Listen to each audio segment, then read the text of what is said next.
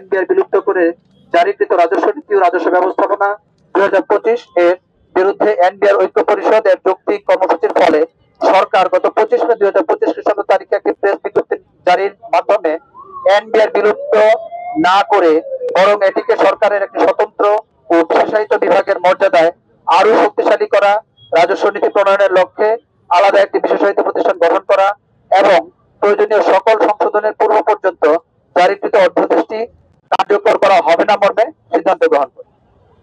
তৎপ্রেক্ষিতে ঐক্য পরিষদ একই দিনে তাদের কর্মসূচি প্রত্যাহার করে নেয়। কিন্তু তারপর থেকে পতিত ফ্যাসিস্ট আওয়ামী সরকারের এজেন্ডা বাস্তবায়নকারী 44 আমলার তালিকায় 3 নম্বরে থাকা বর্তমান এনবিআর চেয়ারম্যান আব্দুর রহমান খান রাজস্ব ব্যবস্থা সংস্কার বাস্তবায়নে সরকারের সদিচ্ছাকে পদে পদে বাধাগ্রস্ত করে যে সমস্ত কর্মকাণ্ড করে চলেছেন তার সংক্ষিপ্ত একটি ফিরিস্তি নিম্নরূপ। ক, এনবিআর সংস্কার ঐক্য পরিষদ সংশ্লিষ্ট অভিযোজনের সাথে তাদের পূর্ব ঘোষিত কেমন এনবিআর চাই শীর্ষক সেমিনার আয়োজনের লক্ষ্যে অফিস সময়ের পর প্রস্তুতিমূলক সভা আয়োজনের জন্য পক্ষ বরাদ্দ চেয়ে মৌখিকভাবে ও পরে লিখিতভাবে পত্র প্রদানের পরও পক্ষ বরাদ্দ প্রদান করা হয়নি। এমনকি কক্ষ বরাদ্দ চেয়ে চিঠি দেওয়া হলে তিনি ছুড়ে ফেলেছেন মর্মেও জানা যায়। ফলে গত 2, 19, 21 জুন 2025 খ্রিস্টাব্দ তারিখে রাজস্ব ভবনের নিচতলার মেঝেতে ট্যাক্স, কাস্টমস ও ভ্যাট বিভাগের সকল স্তরের কর্মকর্তা কর্মচারীগণের প্রতিনিধিদের উপস্থিতিতে সভা গ্রহণ করা হয়।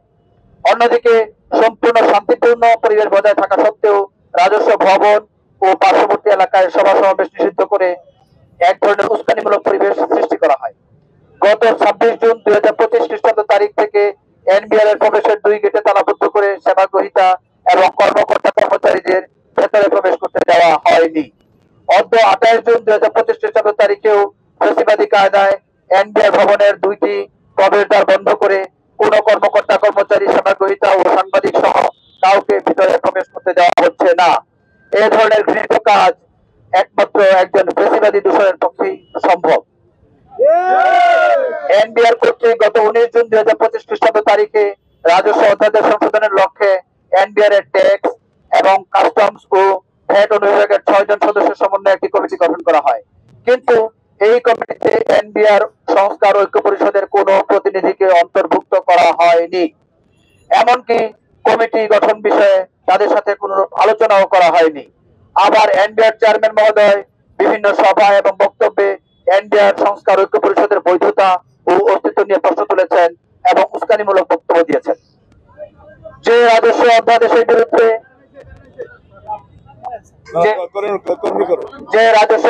বিরুদ্ধে এতদিন কর্মসূচি চলেছে তা জারি হওয়ার পর যে বা যারা একে স্বাগত জানিয়ে পত্রিকায় এবং ফেসবুকে বক্তব্য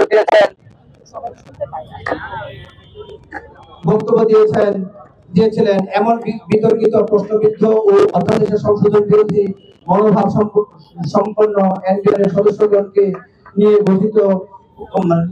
কমিটি গঠন করা হয়।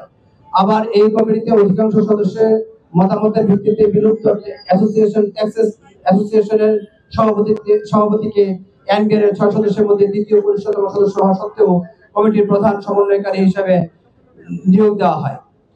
এটি করা হয়েছে যাতে সবকিছু চেয়ারম্যান তার পছন্দের লোক দিয়ে সিদ্ধান্ত প্রভাবিত করতে পারেন। চেয়ারম্যান সম্প্রতি বদলি নীতিমালার কোনো তোয়াক্কা না করে আয়কর বিভাগের সিনিয়র কমিশনারকে প্রতিহিংসামূলক, নিপীড়নমূলক বদলি করেছেন।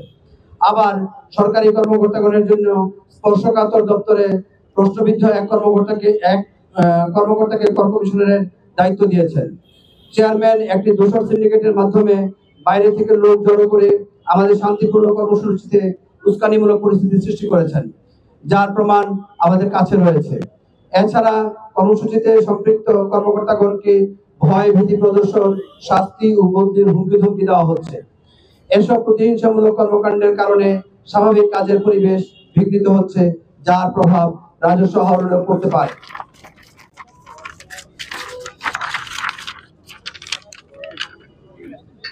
গত 21 এবং 22 জুন 2025 খ্রিস্টাব্দ তারিখে একাধিক আদেশের মাধ্যমে রাজস্ব সংস্কার কর্মসূচির সাথে সংশ্লিষ্ট কর্মকর্তাগণকে প্রতিহিংসা ও নিপীড়নমূলক বদলি করা হয়েছে। এর মধ্যে একটি আদেশে অত্যন্ত দক্ষ ও পেশাদারী হিসেবে সুনাম রয়েছে এবং কর্মসূচির সম্মুখ সারি থেকে নেতৃত্ব দিয়েছেন এমন 5 জন আয়কর কর্মকর্তাকে ঢাকার বাইরে অপেক্ষাকৃত কম সম্ভাবনা রাজস্ব সম্ভাবনাময় দপ্তরে স্ট্যান্ডার্ডাইজ করা হয়েছে। উক্ত আদেশে প্রাপ্য যোগদানকাল না দিয়ে পরবর্তী কর্মদিবসে সংশ্লিষ্ট দপ্তরে যোগদান করতে বলা হয়েছে, যা চাকরিবিধির সম্পূর্ণ পরিপন্থী এবং অবৈধ। এই অবৈধ আদেশ বর্তমান এনবিআর চেয়ারম্যানের ব্যক্তিগত জিঘাংসা চারিতার্থের এক জ্বলন্ত প্রমাণ। এর মাধ্যমে যৌক্তিক কর্মসূচিতে থাকা কর্মকর্তাদের পুঞ্জীভূত ক্ষোভকে উস্কে দিয়ে তিনি পরিস্থিতিকে অস্থিতিশীল করে সরকারকে বেকায়দায় ফেলতে চান। তার এহেন কর্মকাণ্ড অত্যন্ত দুরভিসন্ধিমূলক। তিনি অনানুষ্ঠানিক ও আনুষ্ঠানিক সভা এবং বক্তব্যে বিভিন্ন সময় বলেছেন যে তিনি এনবিআর কে বিলুপ্ত করবেন এবং রাজস্ব নীতি বিভাগ ও রাজস্ব ব্যবস্থাপনা বিভাগ নামে দুই বিভাগের মডেলই রাখবেন। অর্থাৎ জারিকৃত অধ্যাদেশে তেমন কোনো পরিবর্তনই তিনি হতে দেবেন না। সরকারের প্রেস বিজ্ঞপ্তি জারি বা এনবিআর এর কমিটি গঠন এগুলো তার কাছে কেবলই আইওয়াস। এ থেকে এই বিষয়টি স্পষ্ট যে ইস্যুকে কেন্দ্র করে এই কর্মসূচিকে জিইয়ে রেখে ফ্যাসিবাদী দোসরদের স্বার্থে সামগ্রিক পরিস্থিতিকে তিনি অস্থিতিশীল করতে চান। এই প্রসঙ্গে আমরা যেন ভুলে না যাই, তিনি পতিত ফ্যাসিস্ট আওয়ামী লীগ সরকারের কর্তৃক নিয়োজিত এবং তার বাজেট এজেন্ডা বাস্তবায়নকারী সচিব। ফ্যাসিস্ট আওয়ামী লীগ সরকারের আর্থিক প্রতিষ্ঠান বিভাগের সচিব থাকাকালে তার সময় এসালন সহ দেশের সবচেয়ে বড় ব্যাংক কেলেঙ্কারির ঘটনা ঘটে। উপরের বক্তব্য থেকে এটা স্পষ্ট যে এনবিআর এর বর্তমান চেয়ারম্যানকে দায়িত্বে রেখে 25 মে 2025 খ্রিস্টাব্দ তারিখের সরকার কর্তৃক জারিকৃত প্রেস বিজ্ঞপ্তির আলোকে রাজস্ব সংস্কার সম্ভব নয়, কারণ তিনি তদনুযায়ী এটি বাস্তবায়ন হতে দেবেন না। স্পষ্টতই তিনি ফ্যাসিবাদের দোসর একটি বিশেষ গোষ্ঠীর এজেন্ডা বাস্তবায়নে প্রতিভূ হিসেবে কাজ করছেন। আপনারা জানেন, পলাতক আওয়ামী ফ্যাসিস্ট সরকারের এজেন্ডা বাস্তবায়নকারী যে 44 জন আমলার তালিকা করা হয়েছে, তার মধ্যে তিনি এনবিআর এর বর্তমান চেয়ারম্যান 3 নম্বরে রয়েছেন। সুতরাং সংস্কার প্রক্রিয়াকে বাধাগ্রস্ত করে তিনি অস্থিতিশীল পরিস্থিতি সৃষ্টির অপচেষ্টা করবেন, এটাই স্বাভাবিক। আমরা জুলাই মাস আসার পূর্বেই তার অপসারণ চাই, কারণ আমরা পুত পবিত্র হয়ে জাতীয় রাজস্ব বোর্ডের কর্মকর্তা কর্মচারী বৃন্দ